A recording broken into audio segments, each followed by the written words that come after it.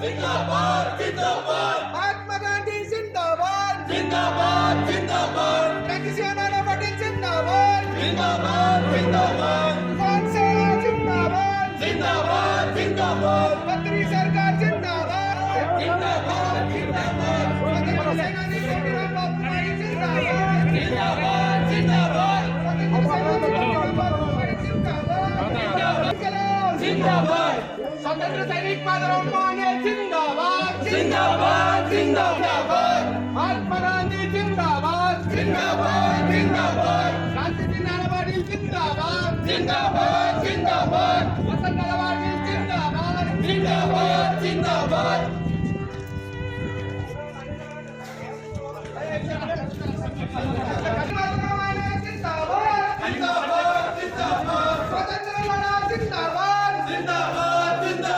स्वातंत्र्य सैनिक जिंदाबाद जिंदाबाद जिंदाबाद जिंदाबाद भारत माता की जय भारत माता की जय वंदे मातरम वंदे मातरम इनकलाब जिंदाबाद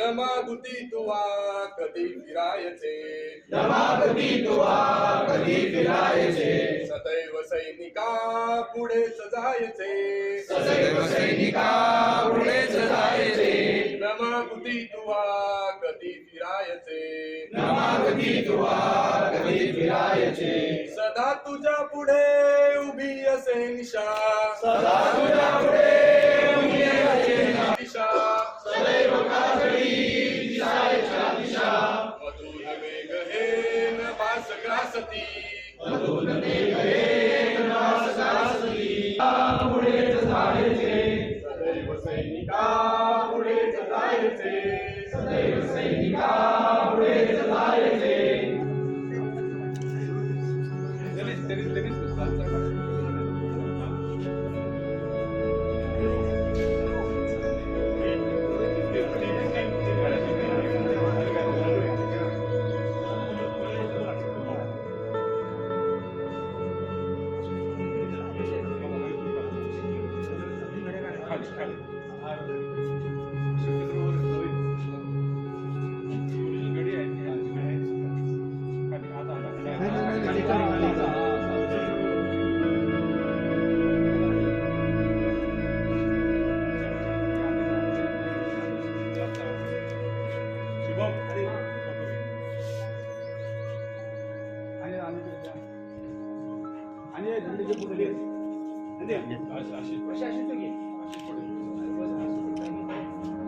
माधवराव माने माधवराव माने अमर अमर रहे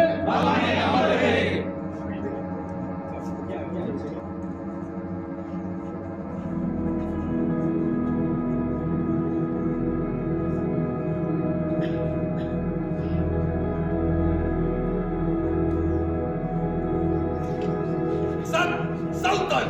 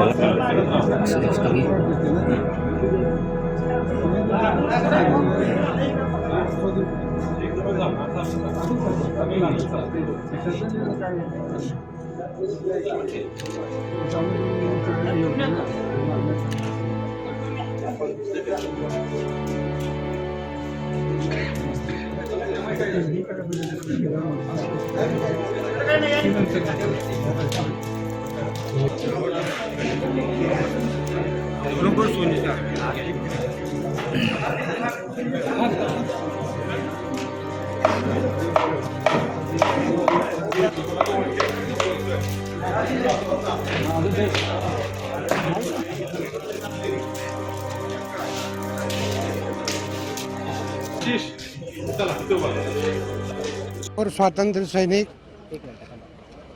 माधवराव भोजराव माने आप्पा हे वयाच्या 100व्या वर्षी आपल्यातून निघून गेलेले आहेत. महाराष्ट्र राज्यानं जो स्वातंत्र्य सैनिक चरित्रकोश प्रसिद्ध केलेला आहे त्यामध्ये सांगली जिल्ह्यामध्ये 1989 स्वातंत्र्य सैनिकांची नोंद आहे. त्यापैकी हा 1989वा शेवटचा स्वातंत्र्य सैनिकाचा दुवा आज आपल्यातून निकळलेला आहे. तोही 100व्या वर्षी त्यांना मी भावपूर्ण आदरांजली अर्पण करतो. भारत स्वातंत्र्य लढा जो लढला गेला ते देशातल्या 3 जिल्ह्यामध्ये, त्यापैकी गंड जिल्हा जो मर्दुमकी गाजवला, भारत स्वातंत्र्य मिळवून दिलं तो सांगली जिल्हा. आणि या सांगली जिल्ह्यात स्वातंत्र्य सैनिकांचं किती नावं घ्यावं तेवढी पाठ आहेत.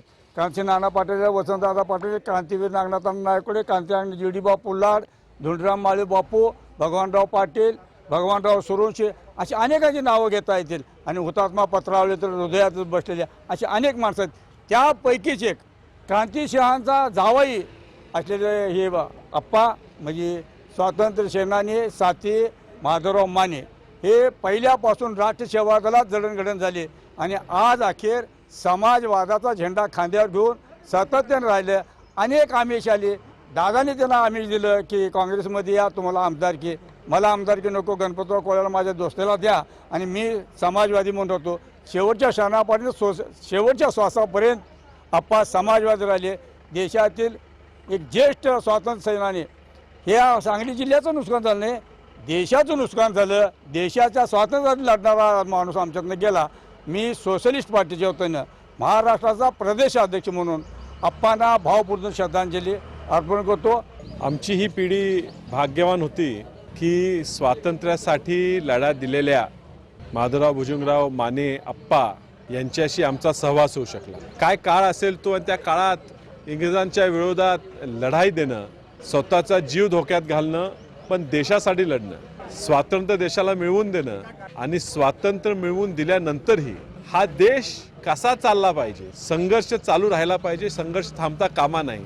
ह्या पद्धतीनं आपल्या आयुष्याच्या शेवटच्या श्वासापर्यंत देशप्रेम, देशभक्ती ही आप्पांच्यातनं कधी गेली नाही. आप्पांच्या जाण्यामुळे सांगली जिल्ह्याचंच नव्हे तर या देशाचं खूप मोठं नुकसान झालं. त्यांची प्रकृती शेवटपर्यंत त्यांनी चांगली ठेवली, आवाज चांगला ठेवला, त्यामुळे ते बोलायचे त्यावेळी प्रेरणा यायची आणि पुढच्या युवकांना, पुढच्या पिढीला हा आवाज ऐकता येणार नाही. ही ह्या आप्पांच्या जाण्यानं ही शोकांतिका.